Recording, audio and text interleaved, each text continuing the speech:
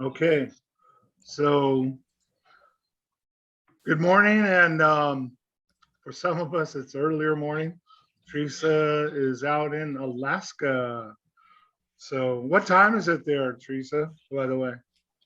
It's 3 hour difference, so it's about 9 a.m. A few minutes Oh, okay. before. Okay, great. So, blessings. Good morning. I know we all still have a lot of challenges with this virus and other things going on. So I thank you for your time and joining us. And again, let's start the Southwest Chapter Chamber of Commerce meeting today on January 19th of 2022.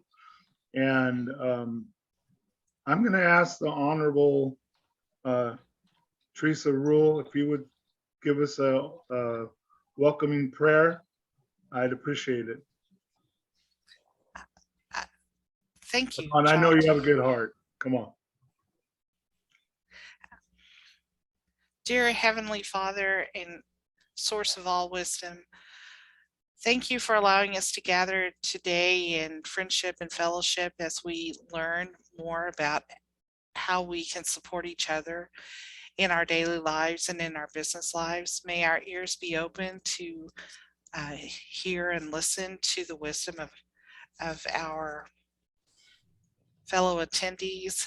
May we share openly and honestly, and may we leave with strengthened hope. Amen. Amen. Amen. So I do want to share again, just a business announcement, if you will.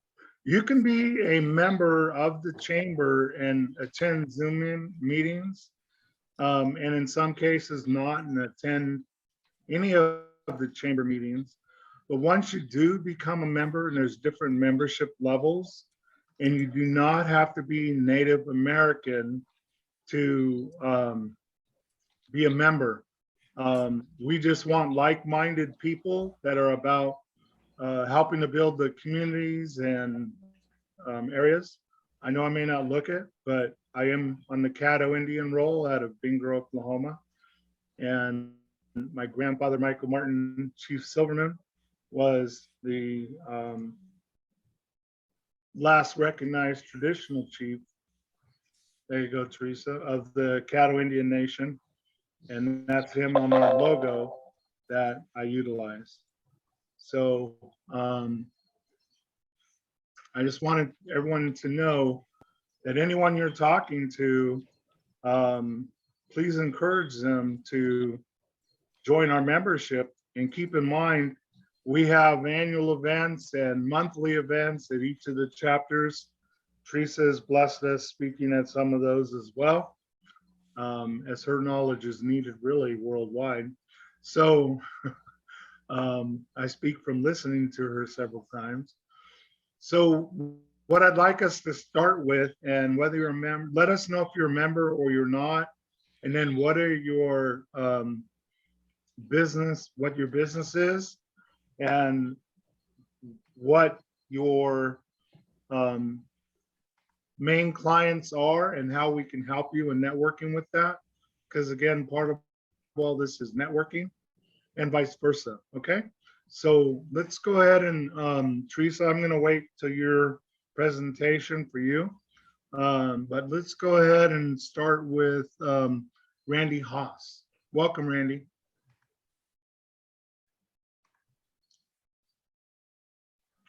I can't hear you. Is that better? There you go. So I'm actually from Oklahoma City. I'm a member of the Chamber of Commerce, but from Oklahoma City, and I saw Teresa's going to be speaking, and I wanted to hear, so I joined today for this. I am with Stonecutters Performance and Leadership, and we do fundamental. We help businesses with their fundamental performances. We have an accounting and IT background, so we can help them with processes and things like that. But we also do leadership training and development. And I am a Potawatomi. Beautiful. Of what band? Citizen Potawatomi. Citizen. Okay.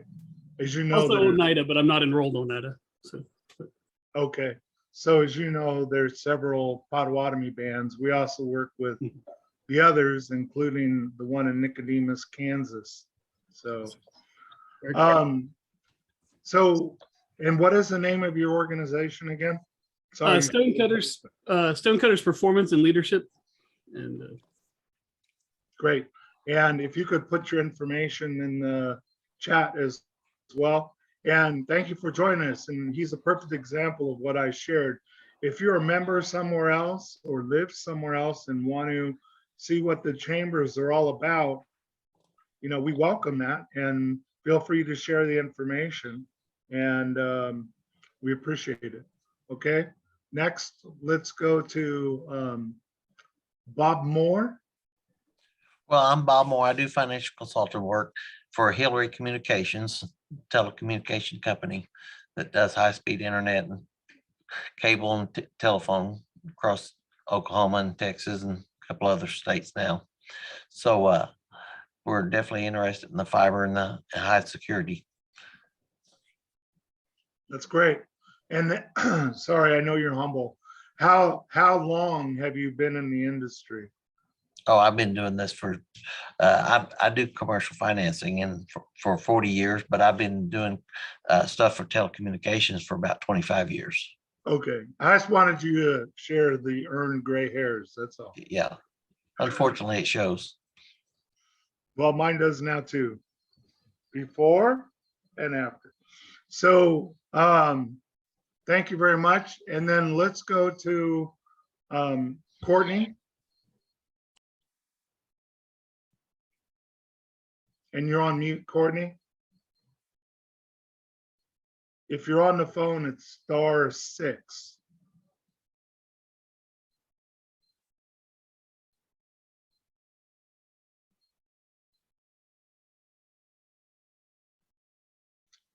She may And be in listen only mode. She's a part of the RNT team. who isn't? I'm kidding. All good. All right, so let's go to another new member. One of your newest members, I believe, is Ashley from Texas. So our family lived in Austin and obviously other states, being Caddo Indian, that's Tejas, Texas, originally Caddo. So welcome, Ashley. Please tell us about yourself, background, and what you do for the team of Teresa RNT. I'm pretty new in all of this. Mostly I've been a caretaker until now for my aging mother, but so I'm just sort of feeling my way right now. So it's pretty exciting. That's great. She does a lot of tech writing for us and cleans up our poor grammar. I do some editing. Well, maybe you can help me with that. That's good. So first, I just want to say thank you for taking care of your elder. I know I had to do that. Didn't have to, but I chose to do that for my mother, and I can appreciate it. But Creator knows our path. That's what started me in my life at a very young age, not even 18, and I was already supporting family. But so thank you, Ashley. I was looking at Courtney's name. And Vince Cruz. Hello, everybody. My name's Vince Cruz. I'm a retired Marine of 27 years in the IT world, now cyber world.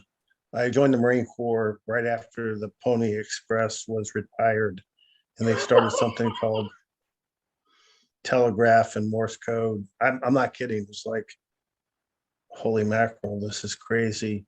So Bob, I appreciate the salt and pepper, and same with you, John T, the salt and pepper.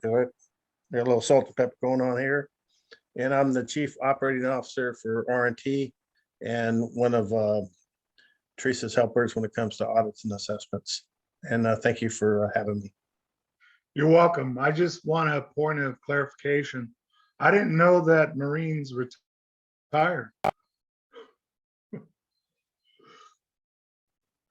Well, we're former Marines, Okay. Marine veterans is probably the best term to use. Well, thank you for all those with military service. That's part of what our organization continues with. So Adam just joined us. Adam, we're just doing the normal recognition of each organization. And if you could put your contact information in the chats. And I would like to ask everybody, I noticed nobody's putting their phone number. It's good if you can put a phone number in there they can dial as well. So go ahead, Adam, welcome. Thank you for joining us.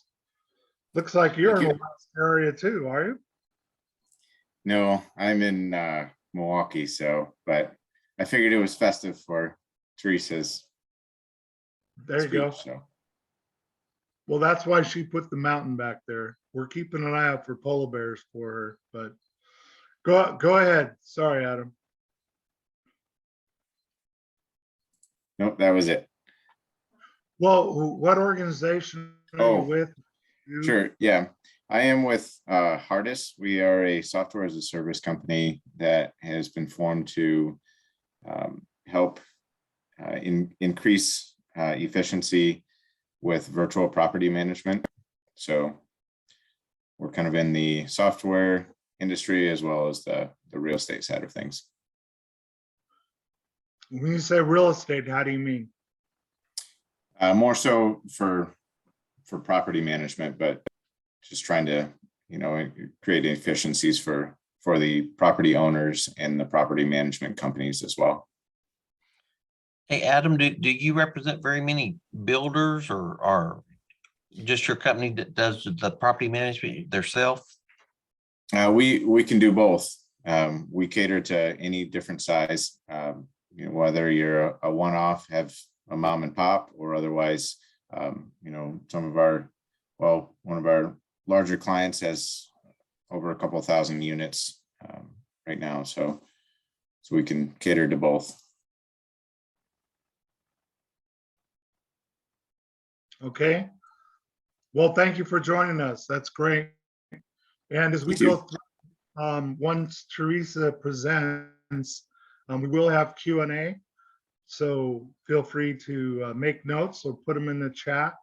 And then ideally, we'll have a little bit of time to cover that. So is there anyone that I missed that didn't introduce themselves that's on the call right now? No? Okay. So let me tell you a little bit about myself, and I will do my best to keep it brief. So my main background is banking and finance.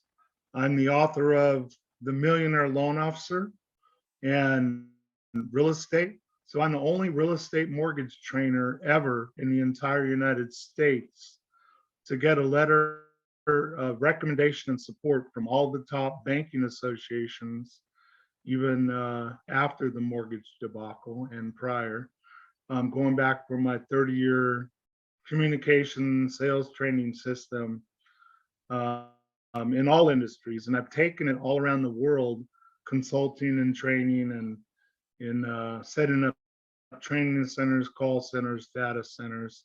That's my expertise in communication. And everywhere I've been, I've increased production by at least 35% for over 30 years. That's a pretty strong track record. And again, ethically and with the fiduciary mindset for all clients.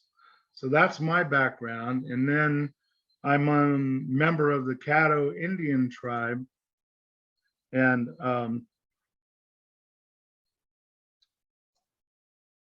so being, I thought I hit a button. I thought I escaped. I'm sorry about hitting the wrong button. But so I'm a member of the Caddo Indian Nation. I also was asked to become the Southwest Chamber of Commerce president. Prior to that, I was the acting secretary briefly. And then with COVID, there were a lot of adjustments. And right now, today, a lot of our, some of you know Chris Hodges, who's our vice president with Dobson. And unfortunately, he's not doing real health-wise. He's just getting stronger.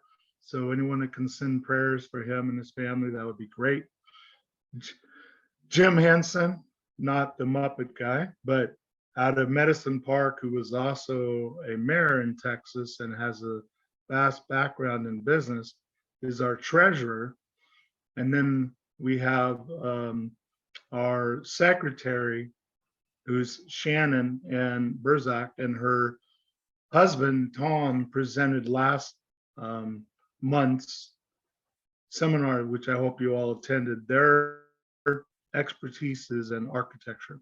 So that's our chamber. And then, so what we've done is we go around the country and work on how we can share financial literacy, economic development, bring our business partners and networks to infuse ideas, concepts, and with my background at the highest level in banking, that includes cybersecurity knowledge, not myself, but people that I help bring in. And I will respectfully say, all of you, I welcome you to go to our YouTube channel and see the YouTube that I made, Cash Community Development, our nonprofit, after I attended Teresa Rule's seminar in Oklahoma City with powerful leaders. And like she said earlier, it was funny, kind of military people, etc., where at lunch we'd sit there and no one could really share what they're doing or working on because of security. But we still all had good conversations, great meetings, and I recommend, and Teresa, I hope you'll mention your upcoming next event that everybody should attend and let anybody in your networks know about it. But I will share what I've seen for decades is the lack of security and safety in banking and finance. And we're approved with the Military Collaborative. Myself, I've been approved since 1981. I am not military, but I've been around and worked with them my entire life and respect them at the highest level.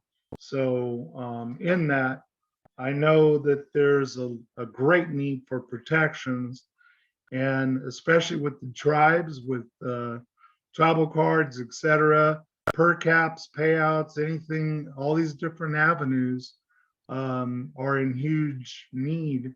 One of our sponsors is the Chickasaw Bank, which was formerly Bank 2 with Ross Hill, and great opportunities there. But all of the Native American banks are still growing in the need of proper growth and support. So everybody on this call, I encourage you to knock on those doors, and anything I can do to help with that, I will.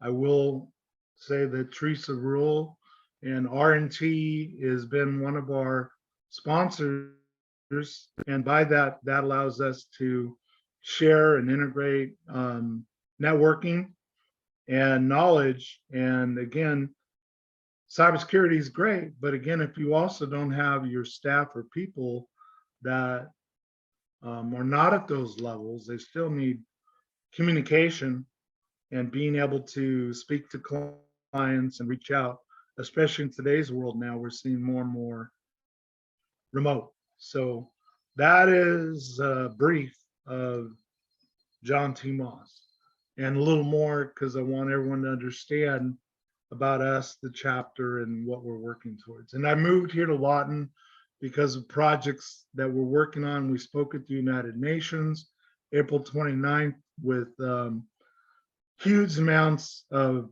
tranche monies through NCRC, private-public partnerships that, again, we still need partners to work with.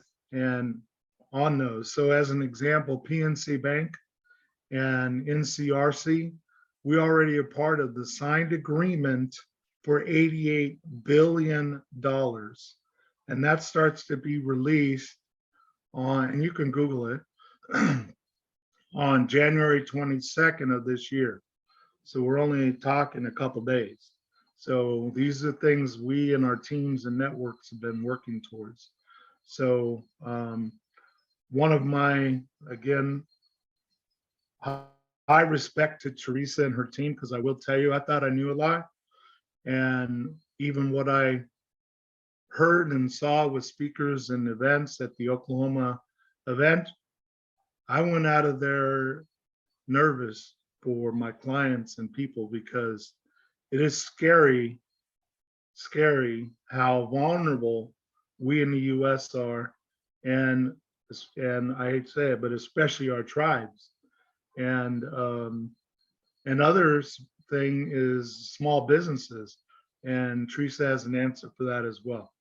And nice thing about working with Teresa and all her team is, if they don't know the answer, they know how to help find it and get it together and find a solution. And that's what we're about as well. So with that, Teresa Rule, I'm going to leave the floor to you. I did put share mode up, and hopefully I did it correctly so you can share your beautiful information. And again, thank you for your time and being here and sharing your presentation with us. I'm honored. Or we're all honored, put it that way. I'm going to mute.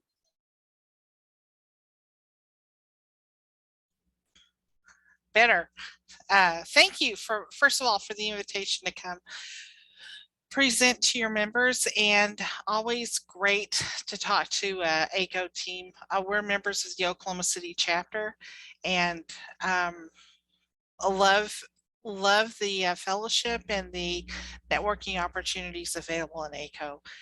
So I just wanted to start. John asked us to speak specifically to some of the cybersecurity challenges in Indian country. And while cybersecurity challenges are pretty universal, there are some specific challenges in Indian country. Feel free to interrupt me if you'd like. Let me see. Here's a little bit about me. I am a project management professional. I have a lot of certifications, but these are the three I talk about. I'm a certified information security auditor. I'm also a certified data privacy solutions engineer, which makes me sound really smart. But all that means, it's like Bob, I've been doing it for 120 years, maybe not as long as Vince, because he learned Morse code and I did not. We are a Norman, Oklahoma-based company. We specialize in cybersecurity, data privacy, and protection. I am a Marine Corps veteran, and our company is veteran-owned and staffed. We do have people on our team that are not veterans, so we're not like you have to be a veteran, but 70% of our team are veterans. We're in a hub zone, and we are a designated DBE. We also have offices in Anchorage and Chevy Chase, Maryland. So, yes. Sorry to interrupt, but time-wise, you're okay. So you don't have to talk so quick. I want to be sure everyone hears you clearly. That's all. All righty. Thank you. I will slow down. This is just the demographic stuff about RNT. So here's where I wanted to kind of start. Cybersecurity is all about data protection, information protection, protecting that stuff that is, what do we look at? And I like this diagram because it shows how data evolves. I can tell you that I was born in December. How many other people in the world were born in December? A lot. I was born on a specific day in December, on a specific year, that type of thing. So just knowing that Teresa was born in December doesn't mean that's two pieces of information, my name and the date of birth. You can start to organize and structure that information, and it becomes information you can use. Like now you can say Teresa's so many years old, if you know basic math, and she must have been alive when these things happened. You know, Vince and I were talking earlier this week about people we've known, like, you know, we were both adults during Ronald Reagan's presidency. And how sometimes we come across people who say, who's Ronald Reagan? Wasn't he president once? Wasn't he an actor? Who's Ollie North? You know, and I know growing up, you'd hear people say, where were you when Kennedy was killed? And there's a lot of people are like, I wasn't born yet. Or, you know, where were you when 9/11 happened? Where were you when Pearl Harbor was hit? So we look at information, how we can organize it and structure it. When you have a lot of information, it develops into knowledge. So you can see historical context as things happen. And if you have enough knowledge and enough gray hair, sometimes you have insights when you see something happen. Oh, if we go down that path, these things we may encounter these challenges, and that's wisdom. So just so you understand that data has some evolutionary processes depending on if you're given a context, meaning, or insights. So I will be sharing this with John T. So if you need a copy of these slides, feel free to just request them. Anybody have any question about what data is? Data is a little nugget, a fact, if you will. So cybersecurity has 3 objectives, and I don't care if you go to the CIA, if you go to the FBI, if you go to Homeland Security, if you go wherever you go, these are the 3 objectives to cybersecurity. Protecting the confidentiality of the data, the integrity of the data, and the availability of the data. And people that are trying to steal your data are either going to try to get confidential access to the confidential nature of your data, modify your data somewhat, or make it where it's not available. Now, and we'll talk a little bit more about how that's done. First, I want to talk about the different types of critical infrastructure sectors. There are 16 as determined by the Department of Homeland Security, and these are basically across the planet. And I don't necessarily want to read all these to you, but you can see that if you are, like Bob, in the financial services sector, I guarantee he's also probably, excuse the cough, in another sector that like communications, right? So you're rarely just in one sector, but this is how they are identified.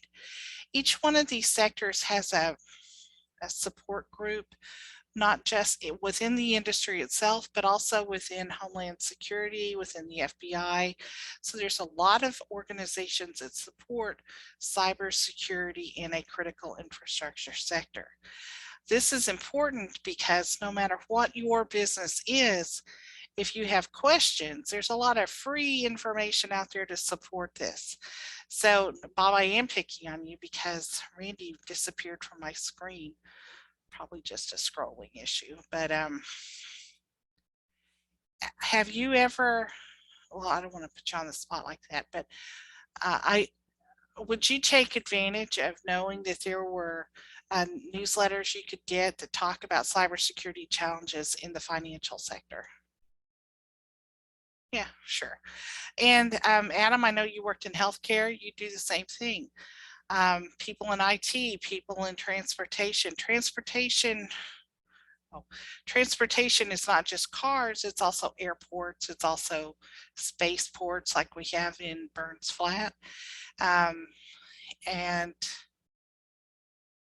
water, ships at sea, ports. Like right now, I did a little bit of work at the Port of Anchorage.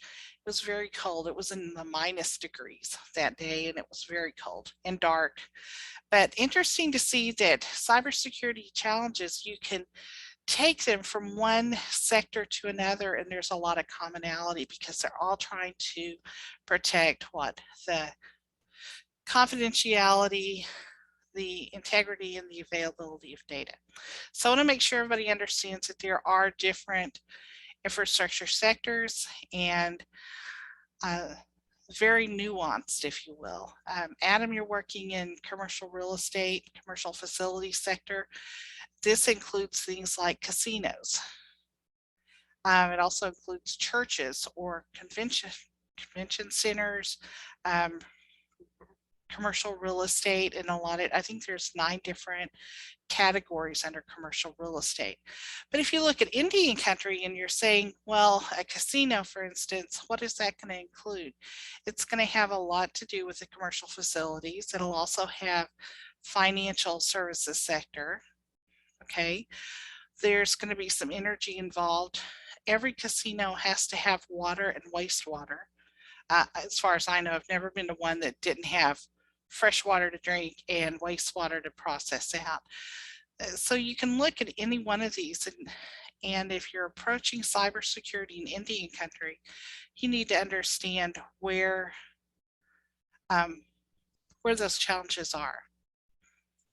For any business you do, you need to know what your industry standards are. You need to make sure the people that work on your team are trained.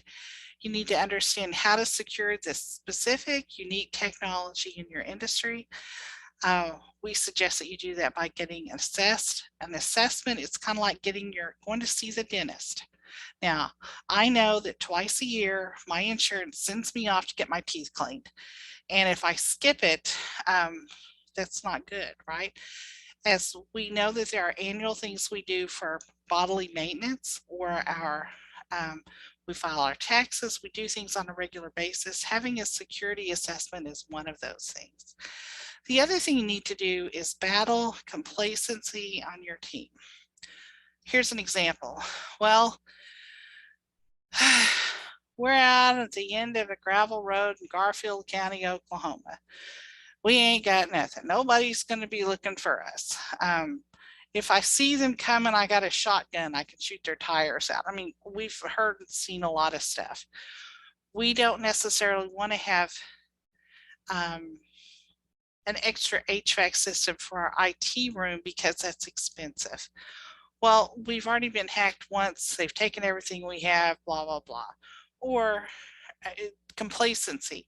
Well, we got a clean bill of health last month, so I don't guess we need to do anything else. Cyber attacks don't stop. Cyber attacks are constant, continuous, and they are relentless. We could show you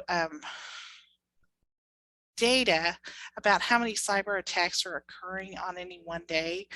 On any one day coming into the United States, we're looking at over 60 million cyber attacks on US businesses. I'm not talking the federal government, I'm talking US businesses, small and medium businesses, as well as people's homes.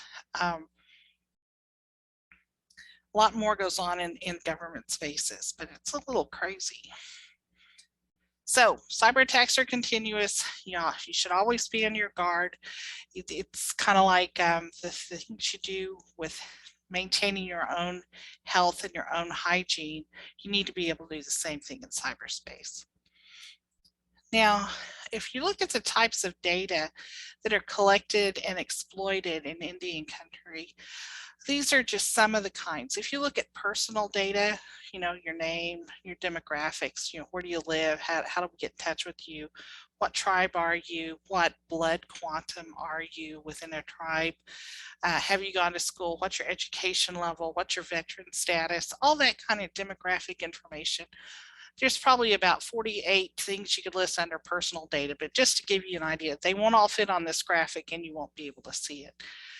How much does your tribe know about you as far as your earnings, your per capita information, the different tribal rules regarding financial distribution? How do you get your payouts made? Any kind of other federal stipends you may be receiving? Medical information. Are you on a tribal roll? What type of protected health information do we have on you? What kind of disability information do you have? What kind of programs are you involved in? What type of pharmaceutical data does your doctor know about you? Just an interesting aside, in 2018, over 80% of the dentist offices in Oklahoma had been hacked and information had been stolen from those dental offices. And you may say to yourself, well, I see the dentist twice a year. What does the dentist know about me? And I'd like to ask you to think about that. What does your dentist know about you? Do they know who you are, where you live, what your insurance is, what your social security number is, what your phone number is, who's your next of kin, what medication do you take? That's a lot of information. Now, what can they do with that information? Well, they can take that information and create alternative identities. They can also exploit your identity further.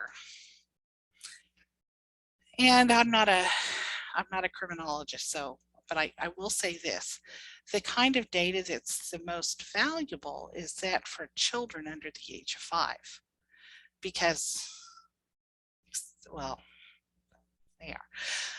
But talking about this, the tribal data, what kind of tribal data does your tribe gather? Do they have recordings of elders? Do they have some cultural data, like historical artifacts, if you will? Are there, when I talk about recordings of elders, recording of people speaking in languages? You know, in Oklahoma, we have some very strong understanding of languages that are falling out of use. And I know with the University of Oklahoma, we can actually go learn some of the indigenous languages. Again, tribal data, your financials, your trust account information, a lot of things unique to tribal data. There have been tribes that were attacked in cyberspace where recordings of elders were held hostage and or held for ransom, if you will. And you know, you might say, well, that doesn't have a monetary value like a patient record, or they've taken money out of my bank account. But there's some data that's very hard, if not impossible, to replace. And that could be a recording of someone speaking in the native tongue from 100 years ago, because that person is no longer alive and there may not be a backup recording of that. And then we have tribal business data. And that's things like if you have a casino operation, and not every tribe does, but what kind of casino data do you have? And we could talk about how much data comes out of a casino till the cows come home. Any of the tribal business finances, how much is spent on various things, various initiatives, various programs, as well as any ownership data of tribally owned companies. So this is some unique data that can be exploited after, well, that tribes collect that can be exploited. Any thoughts on this?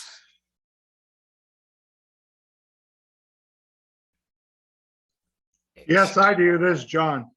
Hey, John.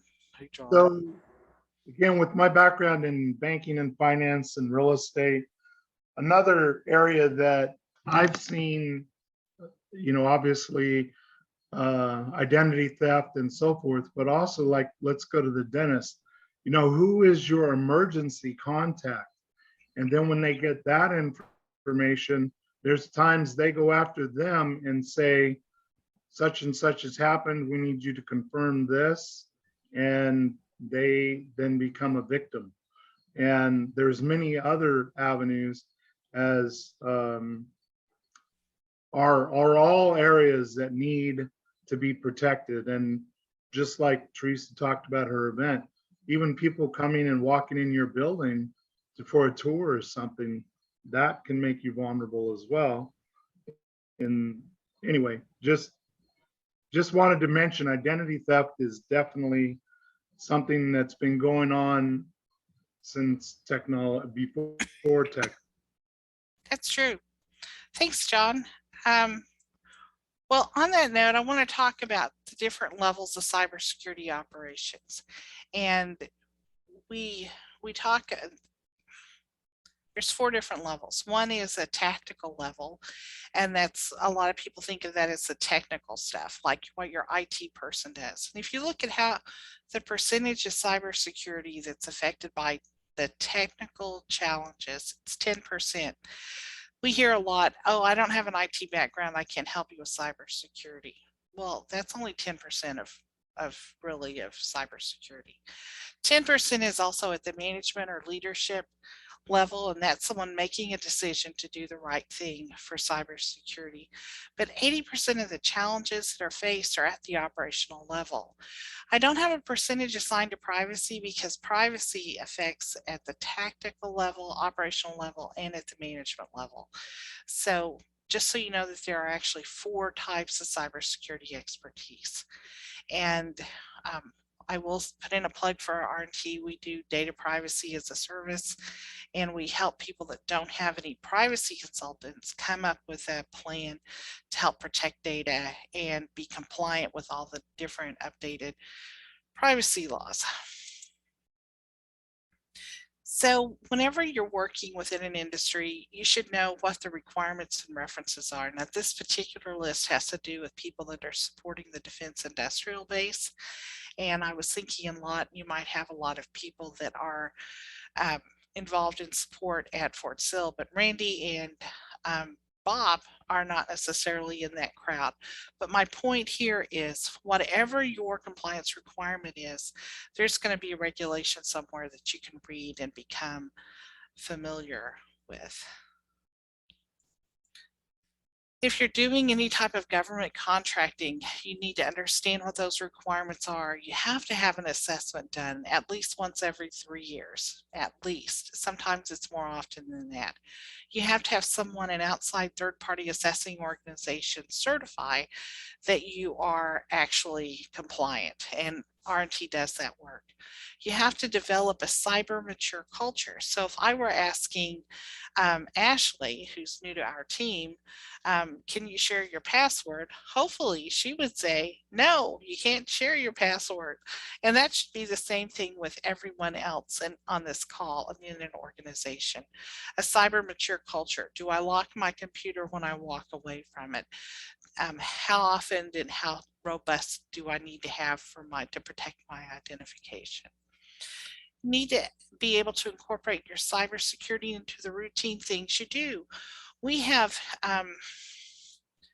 so I don't know if you guys have ever heard of the concept of a cuss jar. If you ever use bad language, you have to drop a quarter in the jar. At RNT, we have what we call the vulnerability jar. So if you do something that leaves you vulnerable, you have to drop $1 in the jar. The jar is pretty empty because everybody's working remotely. But you know, when we all worked in the same office, if Vince walked away from his computer without locking the screen, then somebody else would sit at his computer and do something to it, whether it was send an email or flip the screen, making everything inverted and upside down, or just leaving a note on the keyboard saying, you owe us $1 in the vulnerability jar. So basically, you need to incorporate different types of cybersecurity awareness into the way you do things and keep your staff trained. John, you were talking about the different types of identity theft, things like that. These are the 5 types of cyber criminals as identified by the FBI or as designated by the FBI. We have the social engineer.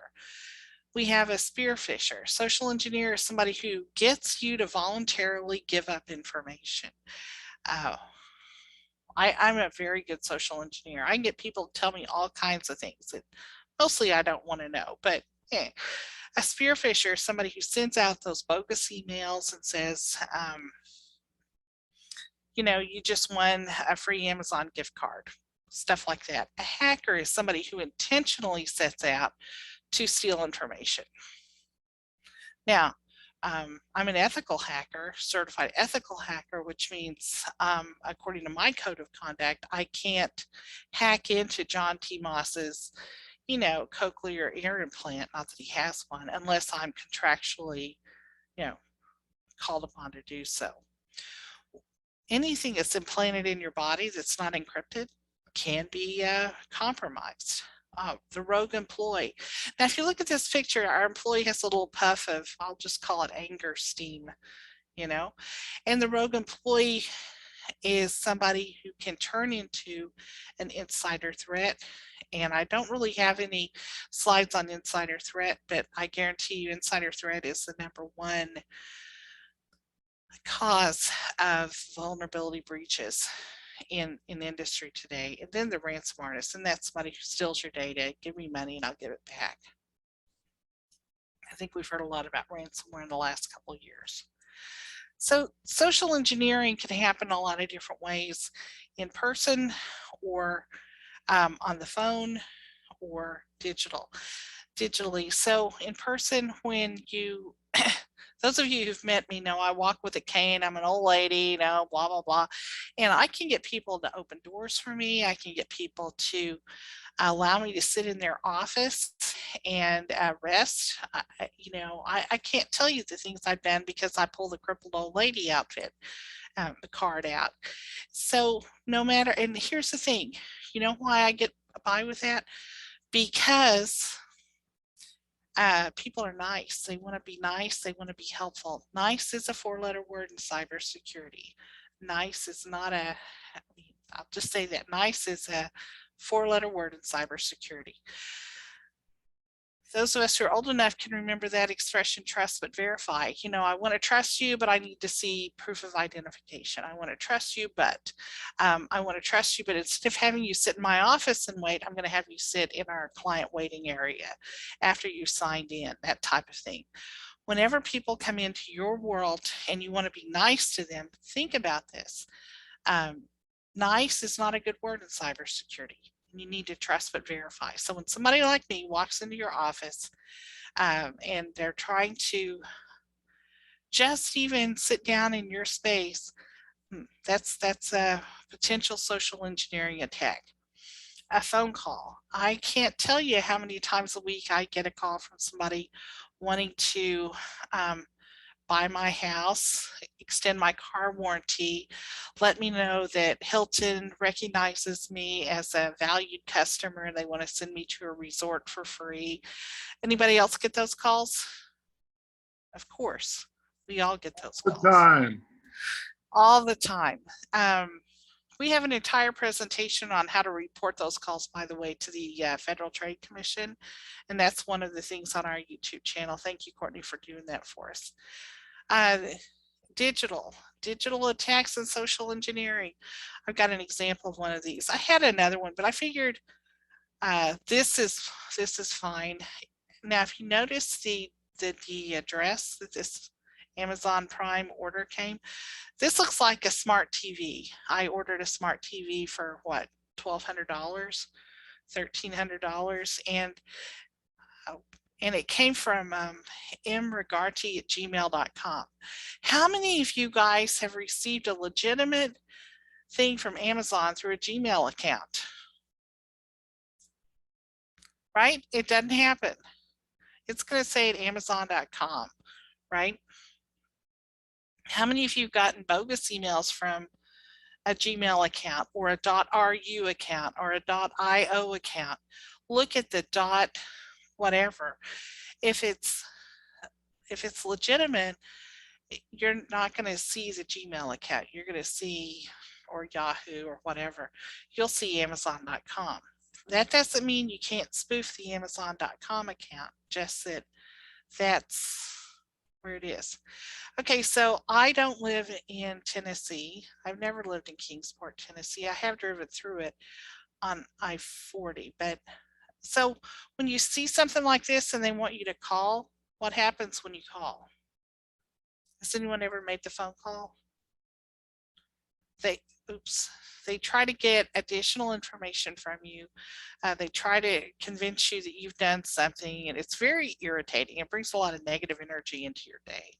So my point is, this one is just one example of those digital spoofing. Teresa, we've got about 10 minutes left before we do some Q&A, if that's okay. Cool, thank you. So I'm not going to speak to all this, but I want to just show you, this is a basic pie chart for all the different functional areas of cybersecurity. And each one of these, no matter how big the slice is equally important. Now, John T., what's the biggest one here? Biggest slice of the pie? And that is basic, okay. The continuing planning, Contingency planning. contingency Exactly right. We used to have in Cyberland, we used to have this attitude that defense in depth. You know, it's like storming the castle. First, you got to get up the hill while we're pouring boiling oil on you. Then you have to cross the moat. Then you have to climb up the walls of the castle and get to the outer bailey, the inner bailey, that kind of stuff. Well, I'm just trying to give you that kind of example. But now we recognize that because of the sheer nature and plenitude of cyber attacks, you're going to be breached. It's not a matter of when or if, it's a matter of when. So when you're breached, when you're compromised, you need to have contingency plans. Those of us that grew up in Oklahoma understand what to do if a tornado alert happens, where to go, what to do, what to take with you, that type of thing. And that's been ingrained in us like all of our lives. We understand, oh, tornadoes are a real threat. Adam, I know you grew up in Iowa, and I'm sure that there's something, I don't know that you have tornadoes in Iowa, but something has happened that you understand what to deal if there's a that type of threat. Vince grew up in California. I'm thinking fires happen, earthquakes happen. What do you do in California, right? There's certain things we know because we grew up doing them. We should all have contingency plans for cyber attacks. A cybersecurity incident plan is critical, not just to your business, but to your personal life, your home life. Okay, because how many of us have digital stuff at home? I don't want to, I can do a whole presentation just on this one slide, but I don't want to do that to you. Now, as we go through our daily life, we're going to see things like when you visit someone else's office, or even in your own office. Look around here. How many cyber security vulnerabilities do you see, or violations do you see here? Can you give me at least one? And anybody? Screen's unlocked. Screen's unlocked. Very good. What do you see under the desk? We got a shred box. Paper that's Shred box. Yep, that's do you see anybody in there? First of all, there's nobody in this office. I was able to walk into an office and take a picture. So that's a physical security thing, right? What do you see about the planner on the desk? The black folder. Yeah, it's got a lot of appointment information. This is a CPA, by the way. So just a professional office, a lot of, information about clients and their contact information. What about the printer in the background? A lot of us use a small office printer like that, a little laser printer. And guess what happens? You send digital information to the laser printer, it goes to the memory, it gets not buffeted, what's the word? Printed out, but then all the digital information stays in that printer memory. So now you have your custodial crew come through. Now it could be that this guy's taken the shred paperwork and shredded it at the end of the day, but has he cleaned the printer memory? Has it been purged on a daily basis? Exactly. It looks like maybe a Rolodex on the far side of the Yep. screen. I don't know. Yeah. But my point is, in any office, there's a cell phone laying there on next to the mouse. I mean, so if you're like a social engineer, I think I've already proclaimed myself as one that was pretty good at that.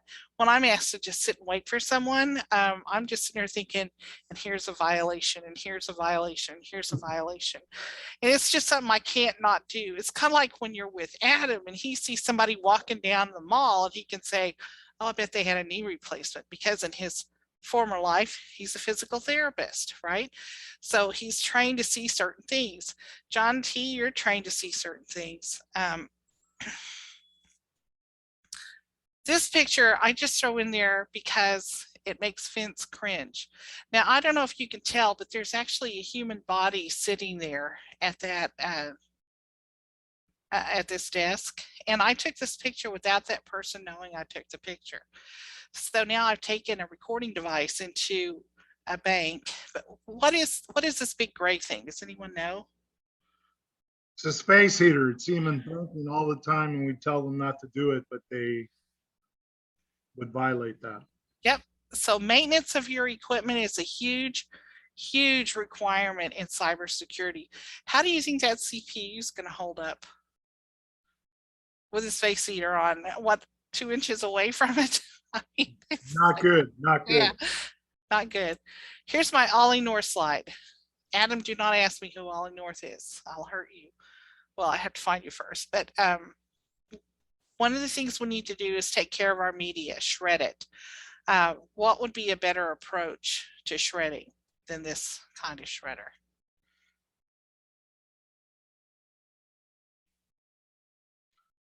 The shredding box is locked and they take it away. Well, I was looking for crosscut shredding. You know, there are algorithms out there that you can lay this paper out and it'll completely recompile all the pages within just a matter of minutes. The FBI has some pretty cool tools. So this is not a secure shred, but if you have it pulverized or crosscut shredded, yes, it is. And NIST has documents on how to do this. Here's another one. In case you can't tell, these are keys to an office. And where are they? They're in the door to the office. That's great. And if you were in this office, we looked at a more detailed picture earlier, you know. See the printer, you know, stuff. My point is, if you don't lock your door, it doesn't matter how encrypted your data is, people can come in and walk off with things. And physical security is a vital component of cybersecurity. In fact, when we do an assessment for an organization, Vince excels at this. He does this walk around and he finds things that shouldn't be left laying around and doors that should be locked, or fences that haven't been built, but there's a great gate, but no fence. I can see him cringing in pain as he recalls some of these. So here's what to do. Cringing. Yes. I know, I can feel your pain. So cybersecurity, according to NIST, is a cyclic event. We have basically 5 activities, and this is a cycle in case you can't tell. First, we want to identify what data we want to protect. What data storage devices, what data processing devices, what kind of algorithms, that type of thing. What are we trying to protect? What business environment, what kind of governance, etc. Then we want to put in plans to actually protect it. Now, if you look, I don't know, like if you look under protect, it's got AC, AT, DS, this kind of thing. What intellectual property, what type of processes, what type of technology are you using? So what do we need to protect? Let's put in protocols to protect it. Now, on the third one, we want to be able to detect any type of attacks, any type of events or incidents or anomalies where people are trying to get in there and steal our data. We want to have continuous monitoring and we want to have ways to detect that. 4, we want to respond to any attack. Now, as a Marine, we're all trained in all kinds of really cool counter attack techniques, and I'll try not to go down that path. But if I know that somebody's hitting me with a specific Trojan or worm or a specific type of attack, I want to be able to respond. And I want to be able to do any kind of analysis about the type of attack that happened. In Oklahoma, we have the Oklahoma ISAC, which is an information sharing community on cyber attacks. And I can report, hey, we were attacked by X, and here's how we responded and rebuffed it. And I share it with other people in the Oklahoma ISAC, which, by the way, is a state-funded organization. Matt Singleton is the head of it, and if you don't know him or you're not familiar, I would suggest, Bob, that you definitely join the Oklahoma ISAC for financial services, for healthcare, for whatever, because it's just another avenue of being kept informed and kept aware of some of the things out there. Okay, so we've responded to the attack and now we're going to recover from the damages. Remember, we just had our castle attacked and there was a vulnerability on the north wall. So we're going to have to patch the vulnerability on the north wall, if you will, I can use that kind of example. But recovery, how do we learn? How do we continuously improve? What are we going to do better next time? And I guarantee every one of us has sat through some kind of life event, whether it's a test, we passed the test, but we're like, oh, on number 8, I should have answered this way instead of that way, you know, that type of thing. All right, so how do you start? First, get an assessment to see where you stand, your to be, your as is, where are you right now? Put together a plan for your to be. Categorize your systems that are necessary to the organization. Throw out all the other stuff. A lot of us hoard information we don't need to keep. We want to review our protocols to make sure that they're actually up to date and accurate. We did an assessment of a financial institution about a year ago, and the last time they'd updated their contact numbers on their contingency plans was in 2002. It's 16 years out of date, and we're looking at these people and like, oh, that person died. Oh, that person works somewhere else now. That, you know, none of this information. I think out of 24 numbers, there was one that was still accurate. So you need to review your stuff. You need to create a plan. You need to implement all your policies and make sure they're communicated throughout your organization. And you need to do routine updates anytime there's a change, and you need to continuously monitor. We say, for instance, when's the last time you rekeyed your building? I swear we spend a lot of money on keys at RNT, because anytime there's somebody who changes their role, whether they join or leave an organization, or we have some type of triggering event, we get our offices rekeyed. It's crazy, crazy. What's involved in an assessment? Well, there's a self-assessment people can do. The third-party assessment, what we do is we look at your documentation. We look at your systems, the architectural design. We do some vulnerability scans. We look at your web apps. We look at your data management plan. We create a plan of action and milestones. We give a final report, and then we can work with you to develop a security plan and implement continuous improvement. What I would challenge you to do is, 1, increase your awareness of the data and technology you're responsible for safeguarding. I keep picking on Bob, but Bob should join the Oklahoma ISAC, and I'll be glad to share information with you on how to do that. Communicate within your circles of influence. It's not just your business, it's your home, it's your church, it's your community group, it's your tribe. It's when you've learned something, don't keep your light under the bucket or the bushel basket. Make sure that when you're approaching compliance, you do a common sense approach within your community, and you're very circumspect. You don't want to say, you don't want to give away all the secrets. Well, there's certain things we don't need to share. We also need to be aware of some of the legislative and legal challenges that we face within our communities. And that includes privacy laws. This is just a little plug. We have a program called Heroes, where we do cybersecurity as a service. It's a monthly subscription, and we do all those things I just described, where we help you with scans and developing policies and procedures and a plan of action milestones. And the really cool thing about our Heroes program is it also includes cybersecurity insurance. So that's pretty exciting. We have a fairly new this year, this calendar year, so fairly new, and it's called the Cyberspace Train. Now, this means if you're an organization that has to have cybersecurity awareness training, which is one of those categories that we just kind of blew through, you have to not only do it, you have to have proof that, you know, Joe on your team was trained. And that helps with your cybersecurity insurance as well as meets federal regulation. Our fee is $50 per year per person on your team, and we target it for either a general user, a technologist, or a manager. John said several times you should come to our cyber ethics conference. I would challenge you to go to rntcyberethics.com and register. It's free. Our agenda is evolving as we get more speakers that are signed up, but we have some pretty exciting speakers from a global perspective speaking on all these things.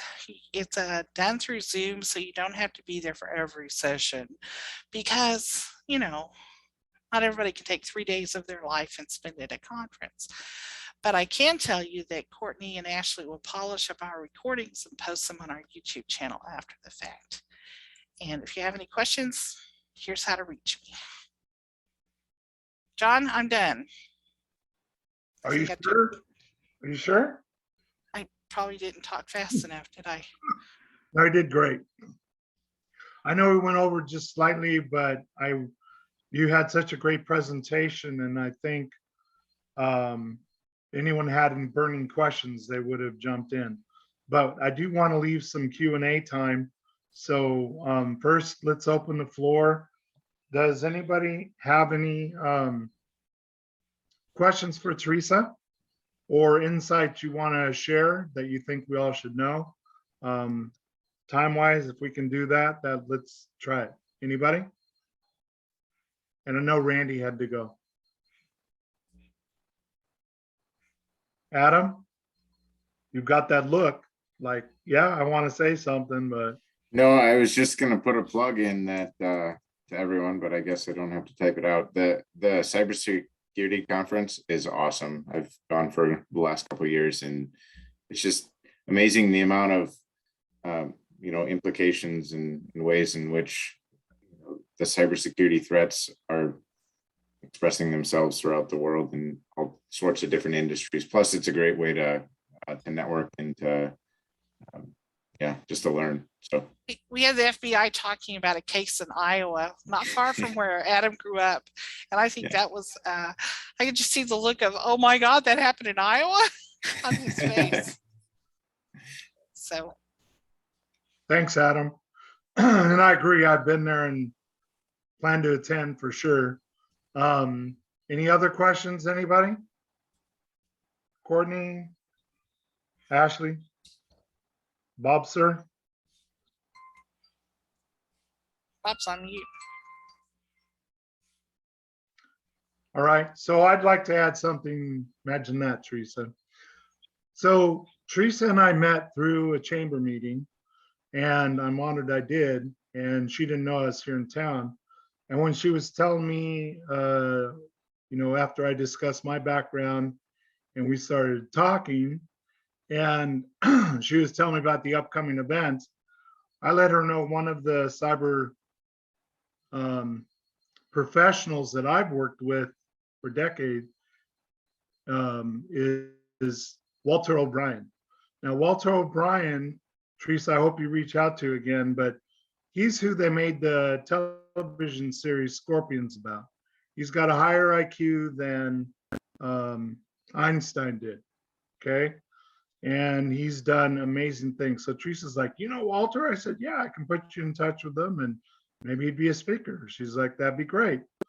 So I just want to share that in the highest level, as I mentioned, in banking world and hedge funds and et cetera, all these things, I've seen so much, and that's a world of difference, company size structure wise, compared to being out here in Oklahoma.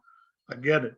But at the same time, there's 39 tribes here in Oklahoma that are all supposed to be totally sovereign and protecting their citizens, just as every business needs to protect their databases.